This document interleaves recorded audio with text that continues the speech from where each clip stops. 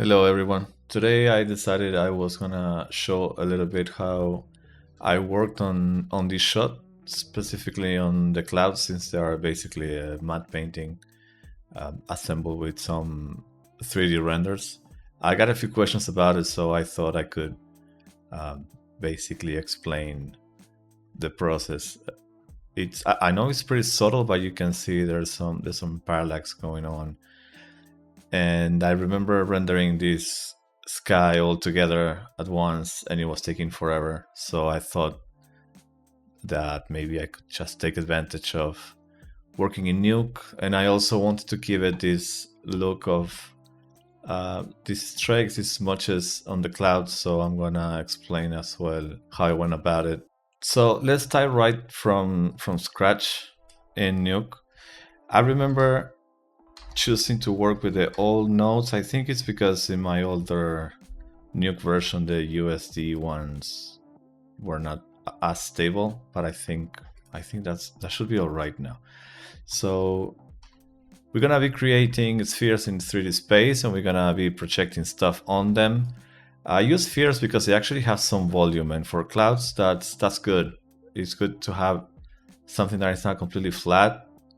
I think for some shots that's okay, but for this one in particular, I wanted to have as much volume as I could, and I think spheres are better than just flat planes. So we have a sphere in there. We're gonna put a checker. First, we're gonna do the project node. So I think if you don't put any camera whatsoever, the project node is going to. It looks like it's taking like an orthographic camera, but I'm not sure. It doesn't matter because we are gonna use the camera for it. So basically what happens now is basic projection, like you would have in any 3D program as well. It's not different. You can, however, choose to only do it on the front, which is going to be important for cloud, so you don't see the same cloud being rendered on the other side. And then the camera, you can tweak how much of the coverage you want and all that stuff. So that's the very basics of projections, and then let's make another one, just so you start getting a feeling of how that's gonna work for clouds. Let's say each cloud is gonna be its own sphere later on. So you can just move the sphere and move the camera. You can see them both in there. So assuming these are actually clouds, let's say that this thing would be behind, right? So you would have one camera on top of the other. And what you would do with this, let's say you have all your clouds are placed, and your place or where they are, you would put them all in the same scene, right? Let's create a camera that is gonna be like our shot cam, right? And then you create a scan line, the scene. Let's place the camera somewhere.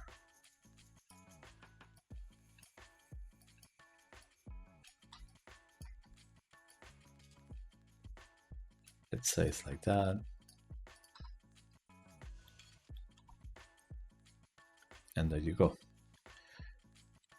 So this is how it looks like when you render from like the camera that we just placed, and you can always, if you need to tweak your clouds, that's just a sphere, but maybe you want to move that cloud a little bit, and you can rotate it, so you place it until you like it.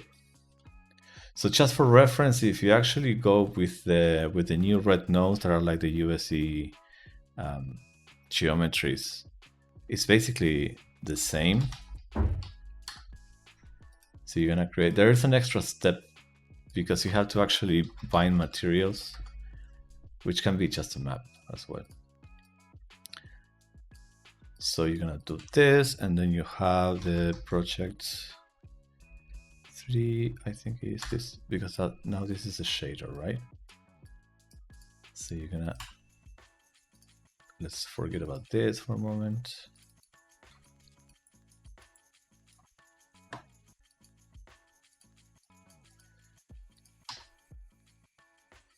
And then we can see.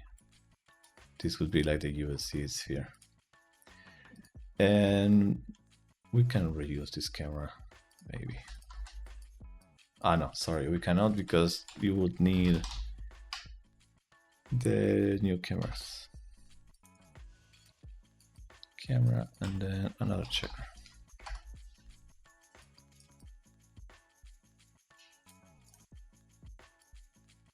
And there you go. It's the same thing with the extra step of binding material, extra node, and it works exactly the same. And this has a few more options, but it's pretty much the same thing. There is one tricky thing. If you don't have the lights on, you're gonna see it black, but this only happens with the red nodes, with the USD ones.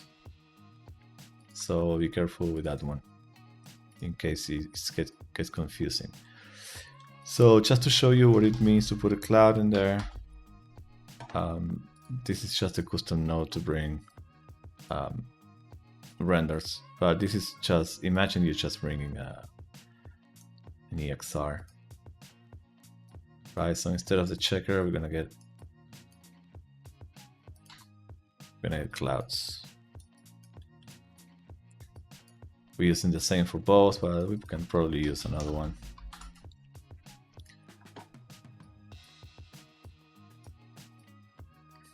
Don't remember which is which, but doesn't matter. Ah, that looks very small.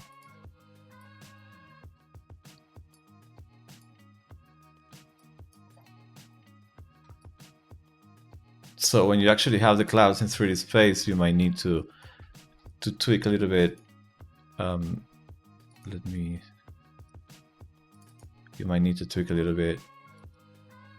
Where is it placed, right?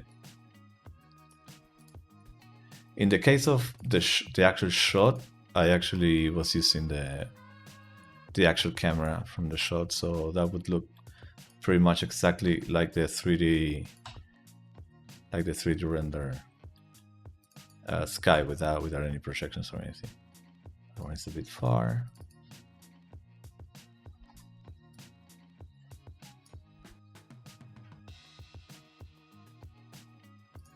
You can see the edge in there because it's cropped. I overscanned it, but it's cropped right now. Okay, so that's basically how both setups would work in the both types of networks and nodes. That's the basics of it. Now I want to talk a little bit about the smudging effect. That's something that is pretty simple. It's just painted somewhere else and then brought in as a layer and mixed together. But let's go into it for a little bit, because this is interesting. This is Affinity. I chose to work with Affinity because it actually has a better color spaces support, and EXR support as well. It has like a little extra step. At the beginning you could see that the also display transform is there, but for whatever reason it's not really working well. So what I did is I just changed to unmanaged, and of course now we're gonna need the actual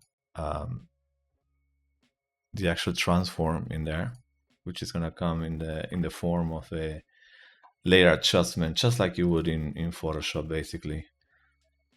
But Affinity is actually free now, so that's a good one. And here we go. So this is a render. This is an Arnold render, right? And all I did for this is to pick colors and then draw the smudges on top of them, right? It's that simple. And then I exported those brush strokes as single layers. So now we're gonna jump into into my actual comp.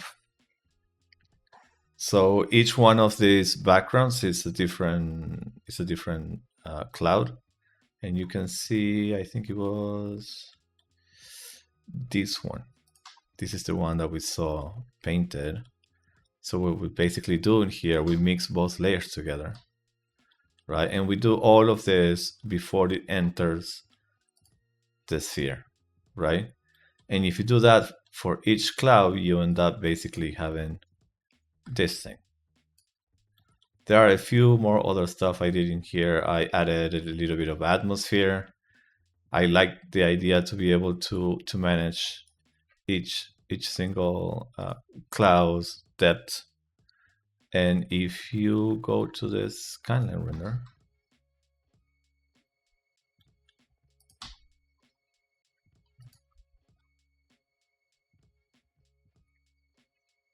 you get the whole sky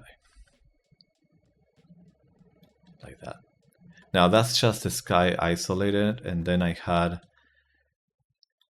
the output in here, which is what I use as a live group. And then I have all these backgrounds, so I have an actual preview of the whole comp. And then you go. That's how it goes. Let's see how fast this is. It's not too bad.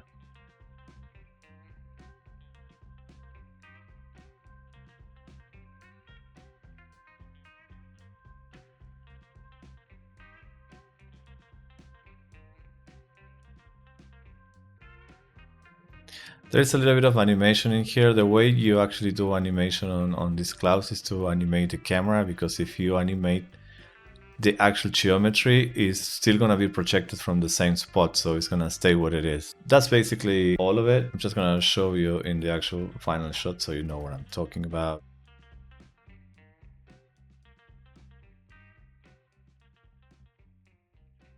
So that's basically it. I hope it's helpful somehow, and if there's any questions, just let me know. Thank you.